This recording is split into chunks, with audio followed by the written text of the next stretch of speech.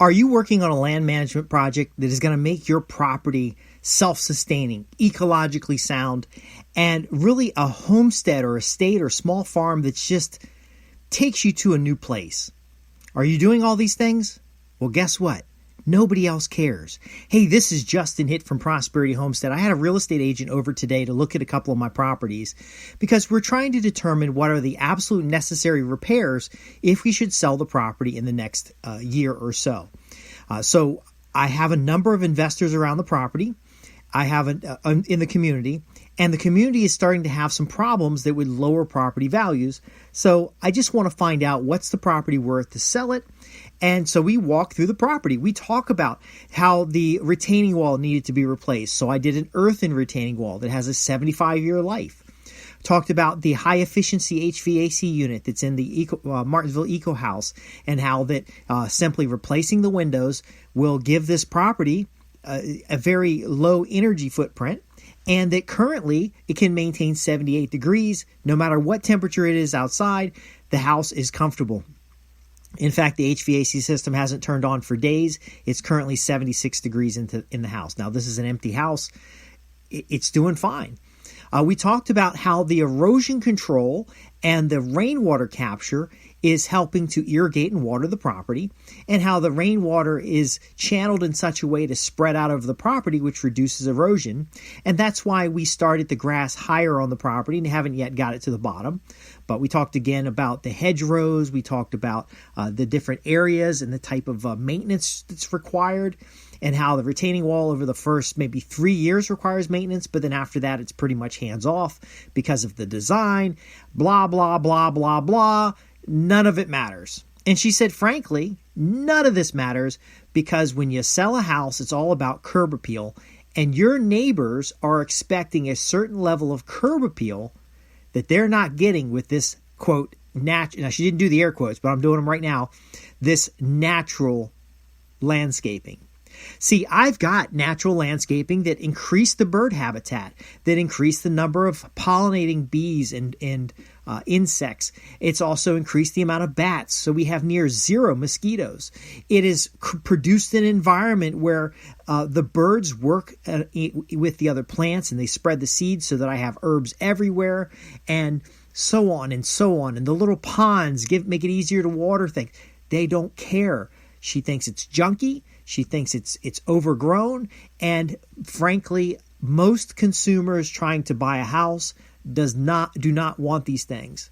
Now that's a problem, a huge problem, because I'm teaching clients how to manage land projects, and we're managing the land the right way. So, for example, this property right here is being managed according to the state of Virginia Department of Natural Resources, their requirements.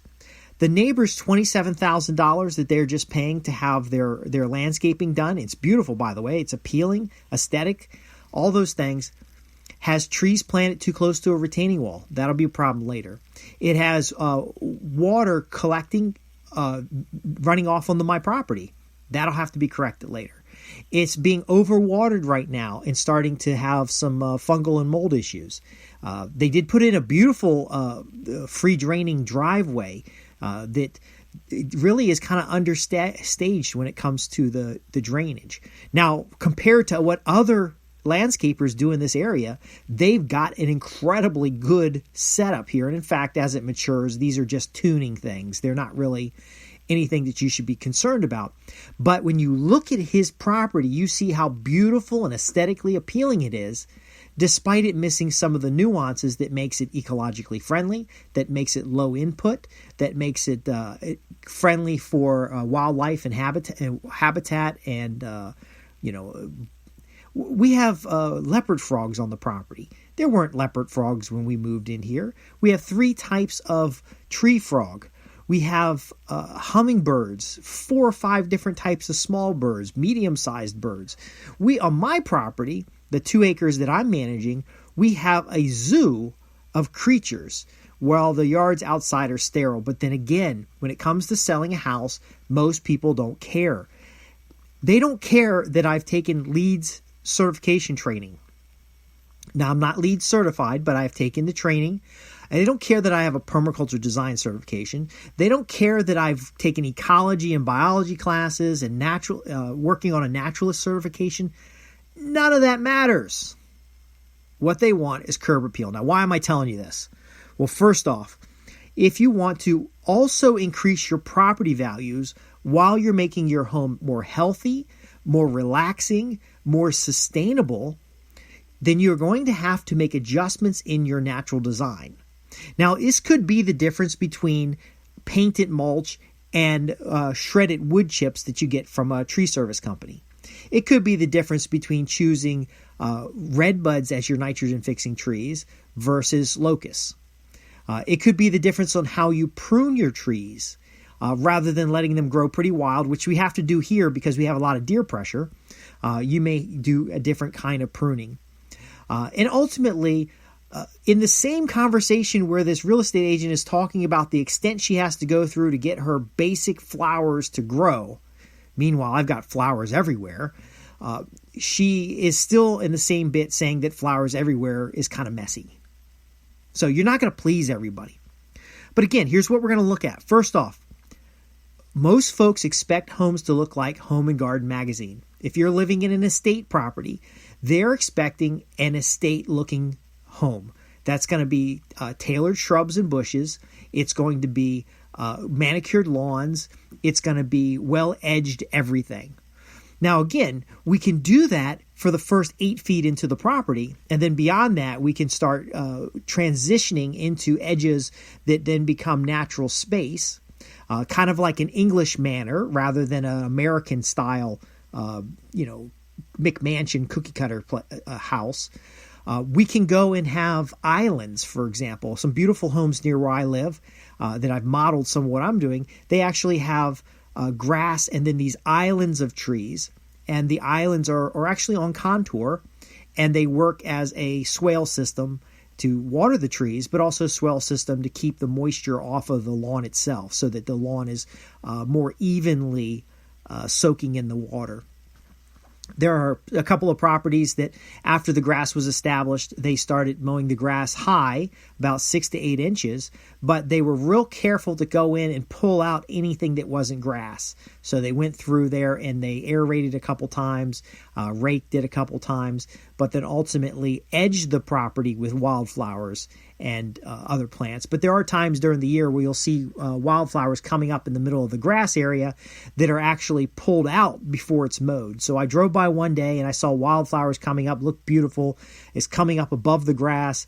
The next day, the wildflowers were gone, but the grass wasn't cut yet. And then the third day, the grass was actually cut, and it gives it that edge effect where the wildflowers are in the edges and kind of rough looking, but they look beautiful to me. And then the lawn area was a little bit more manicured, still quite a high cut for landscaping, but the right kind of cut for the purpose. And that takes a little bit of extra work.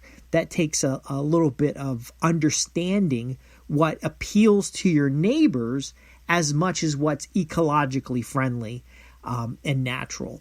So what I tend to do is large, wide mulch paths. So our edges have wide mulch paths that you can mow right up onto. I tend to nursery out trees. So if we have a natural space and some new trees are coming up from seed, I'll actually dig those out and move them someplace else. Now, that's not the most ecologically friendly thing to do because we do now know that the trees talk to each other and that the soil biology is what made that tree seed sprout, not necessarily the fact that there was a seed in the soil.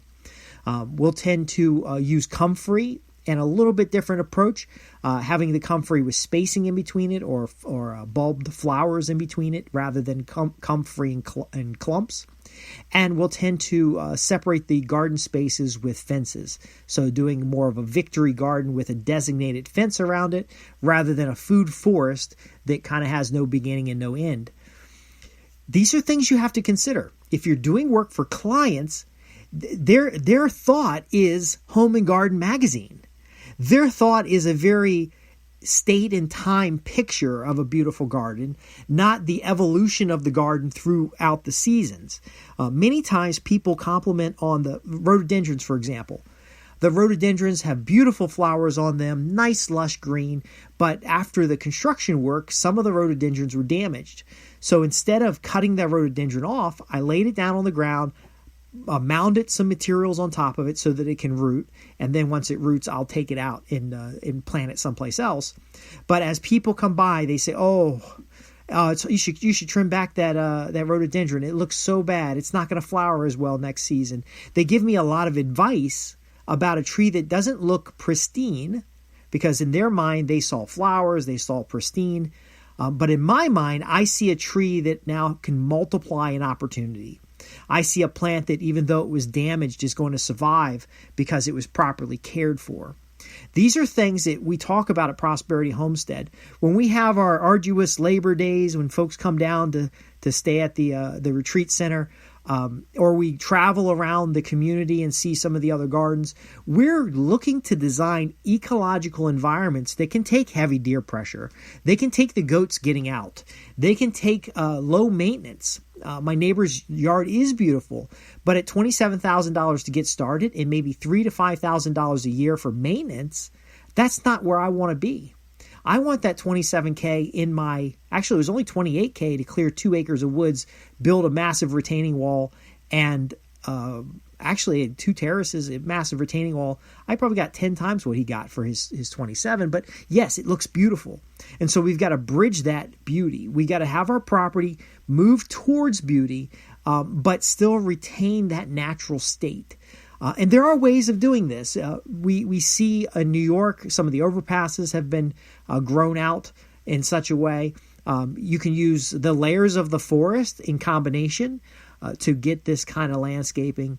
But ultimately, it's a deliberate effort. It's a design process. Nobody cares that this retaining wall will last for 75 years, and that currently the grass is tall because we're establishing density of grass more than we're concerned about the aesthetics of the grass. Nobody cares that when we have construction coming up, so the sewer line replacement is going to dig up a large area. No sense planting trees on an area that's just going to get dug up.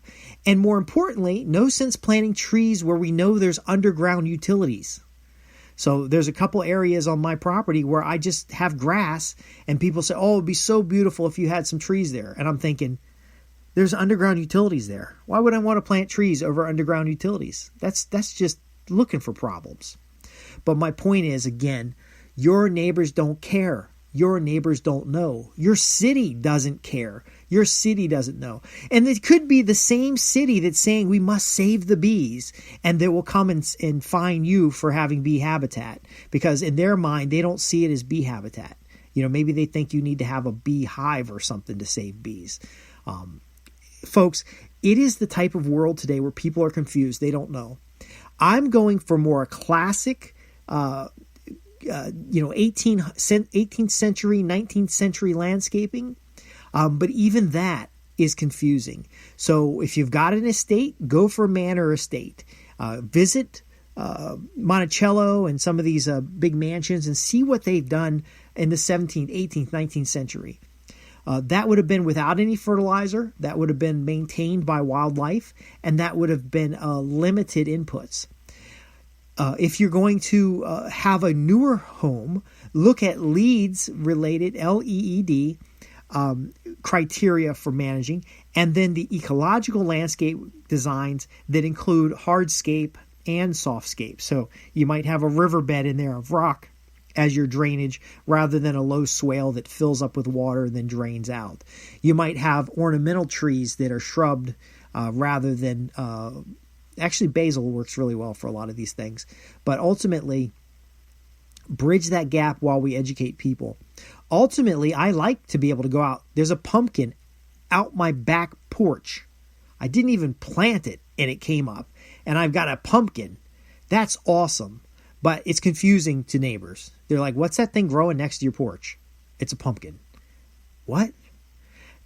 Folks, we're on the edge of transformation that at least provides for you and your immediate community those things such as food, fresh food, herbs, even meats in some cases. And yes, it is commonplace for you. And you're likely by now seeing opportunities all over your property, all around your community. But understand that most people see either nothing or they see what they've been given in magazines. And they see what they think it should look like rather than understanding that you have a system with many, many different layers. We'll bridge that gap, but in the short term, being mindful of these things. And the last thing I'll leave you with is that being mindful means taking your zone 1, that area close to your property, and manicuring the hell out of that. Make it look as best it can look, nicely mowed grass, nice shrubs and bushes, little rose bushes, little bulbed flowers, and then build out your zone 2s and 3s and 4s to be less manicured, less of what people expect, but more aligned with the what they would think it to be a forest. So you can have that food forest, yes, but as you're building into it, you're going to have that space where they're sitting at your house and they say, "Oh, it's so beautiful around your house. Really wish you could do something with your yard." See, you've hooked them. Well, let me show you what my yard really is. Let me show you what we got around the house. And if they're not interested, they're not interested. These are the challenges you'll face, but you're in the right place. Ask your questions. You can click the link below. I'm Justin Hitt with Prosperity Homestead. You can visit us at www.prosperityhomestead.org. We're here to help you create an oasis of your own home, your own personal Garden of Eden, and do it in such a way that increases property values, that drives that enjoyment, that, you might do a couple stay vacations, go on vacation, just stay home and enjoy your yard and relax. And that's what we have for you here. You're in the right place. If you have any questions, click the link below. Thanks for listening.